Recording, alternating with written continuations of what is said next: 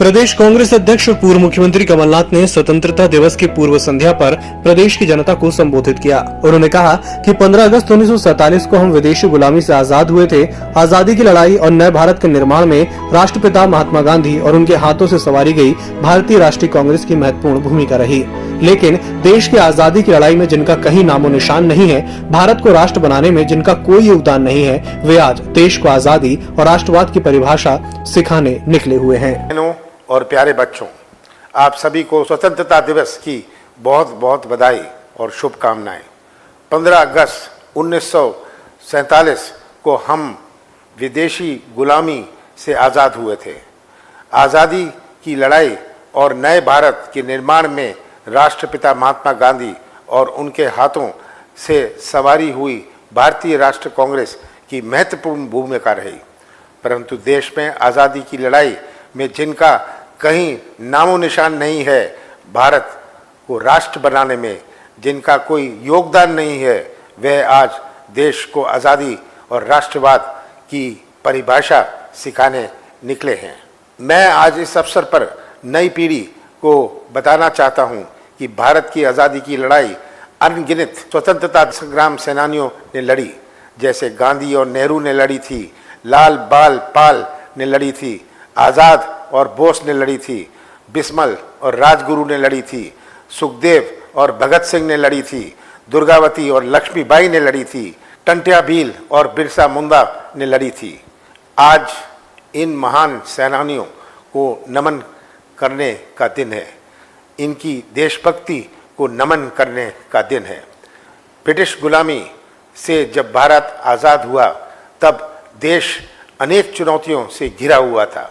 देश के सामने सबसे बड़ी चुनौती थी सबको एकजुट रखने की। पंडित जवाहरलाल नेहरू ने इतनी विविधता वाले भारत को एकजुट कर एक झंडे के नीचे ला खड़ा किया, जबकि इस तरह की विभिन्नता वाले राष्ट्र टूटकर बिखर गए। हमें भारत की एकता और अखंडता पर गर्व है। आज की पीढ़ी के लिए उस समय की चुनौतियों को समझ पाना बहुत कठिन है।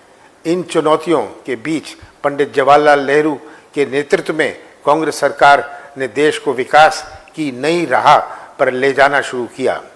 महान नेता बाबा साहब अम्बेडकर ने समतामुलक समाज के निर्माण के लिए भारत का संविधान बनाया।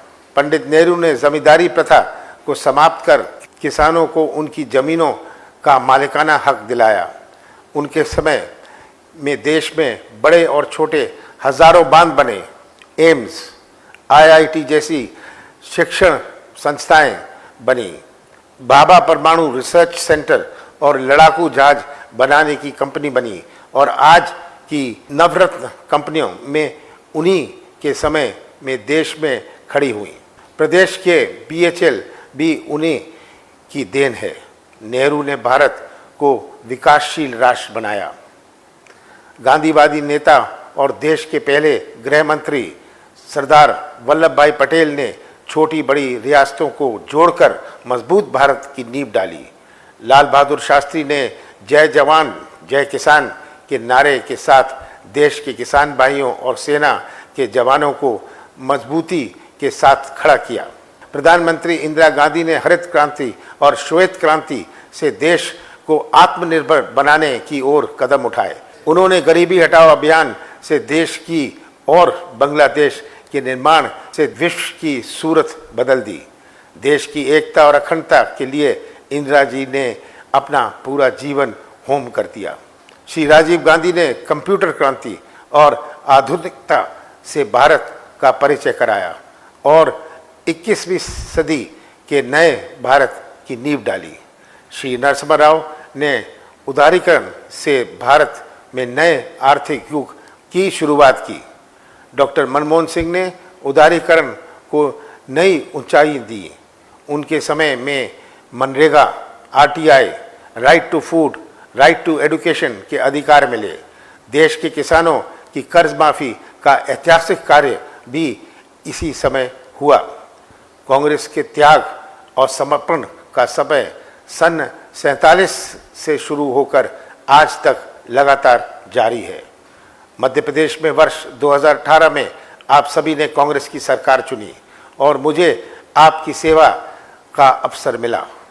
मैंने एक नया मध्य प्रदेश बनाने का सपना बुना था और उस सपने को साकार करने के लिए हमने 27 लाख किसानों का कर्ज माफ़ी की, हजारों गौशाला बनाई, 100 रुपए में 100 यूनिट बिजली दी, शुद्ध के लिए युद्ध अभियान और माफिया मुक्त मध्य प्रदेश अभियान चलाया।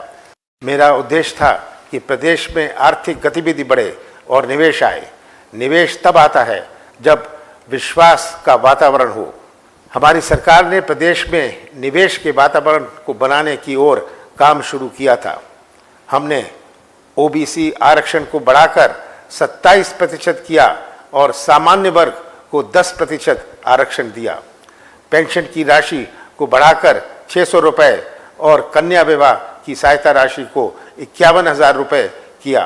राम वन गमन पथ ओम सर्किट की योजना महाकाल एवं ओंकारेश्वर मंदिर में निर्माण प्रारंभ करवाया।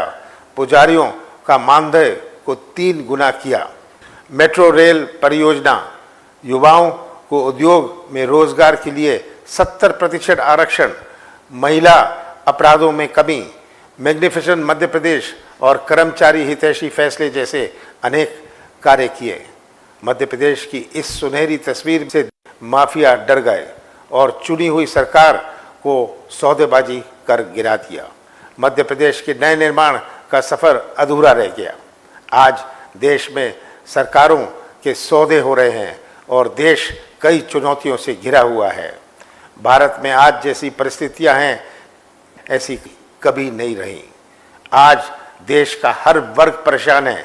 आज देश में भटकता हुआ नौजवान, पीड़ित किसान है, शोषित व्यापारी है, असुरक्षित बेटियां और निम्न एवं मध्यम वर्ग महंगाई की मार को झेल रहा है। बाजारों में सन्नाटा पसरा हुआ है और आर्थिक गतिविधियां ठप हो चुकी हैं। विकास के नाम पर देश में सिर्फ जुबानें चलाई जा रही हैं। मैं हमेशा कहता हूं कि जुबान चलाने और सरकार को चलाने में बड़ा अंतर होता है। आज यही स्थितियां हैं। हमने देखा कि कोरोना महामारी में देश और प्रदेश में बहुत तबाही हुई। कोरोना से निपटने की अव्यवस्था के कारण बहुत नुकसान हुआ। आमजन बेड, ऑक्सीजन, इंजेक्शन और दवाओं के लिए भटकते रहे और बिना इलाज के लाखों लोगों की जान गई। सरकार लगातार मौत के झूठे आंकड़े देती रही और हेडलाइन मैनेजमेंट में लगी रही। कोरोना के समय हुई अव्यवस्था की सच्चाई को देश की जनता ने देखा है। आज महंगाई चरम पर है। रसोई गैस, डीजल, पेट्रोल और खाद्य सामग्रियों के दाम आसमान छू रहे हैं और जनता परेशान है। देश के किसान भाई 3 काले कानून के खिलाफ साल भर से आंदोलन कर रहे हैं और अब तक 600 किसान भाइयों की जान चली गई है। पर देश की सरकार गूंगी बहरी बनी बैठी है। देश में बेरोजगारी ने सारे रिकॉर्ड तोड़ दिए हैं। युवा भटक रहे हैं। ऐसे हम आने वाली पीढ़ी को कैसे खुशहाल जीवन दे पाएंगे। प्रदेश में हुई अतिवृष्टि एवं बाढ़ की आपदा से आम जन परेशान है। प्रभावित परिवारों के प्रति कांग्रेस पार्टी सहानुभूति रखती है। क्षेत्र में कांग्रेस कार्यकर्ता आम जनों को राहत पहुंचाने में मदद कर रहे हैं। आम जन का जीवन जल्दी ही सामान्य हो, मैं ऐसी कामना करता हूं। आज देश को नई चुनौतियों से लड़ने की आवश्यकता है। आज आवश्यकता है कि हमारा देश महंगाई के खिलाफ लड़े, बेरोजगारी से लड़े, किसानों को सक्षम बनाने के लिए लड़े, महिलाओं की सुरक्षा और सम्मान के लिए लड़े, व्यापारियों को व्यापार के अवसर देने के लिए लड़े। ये सभी चुनौतियां आज देश के सामने हैं। आज देश उसी तरह से चुनौतियों से घिरा हुआ है जैसे आज़ादी के समय घिरा हुआ था। देशवासियों ने आज़ादी के बाद सभी चुनौतियों को स्वीकार किया था और उसमें लड़ने के लिए आगे बढ़े थे। आज फिर से मौका है कि हम वर्तमान चुनौतियों को स्वीकार करें और इसका मुकाबला करते हुए देश को सही राह पर आगे बढ़ाएं। आइए आज स्वतंत्रता दिवस के अवसर पर हम सभी संकल्प लें कि हम सच्चाई को पहचानेंगे, सच्चाई को अपनाएंगे और सच्चाई का ही साथ देंगे।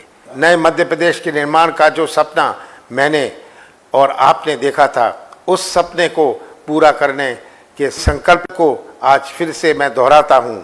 हम मिलकर मध्य प्रदेश की नई पहचान जरूर बनाएंगे। जय हिंद, जय भारत, जय Madhya Pradesh. Bureau report EMS TV Bhopal.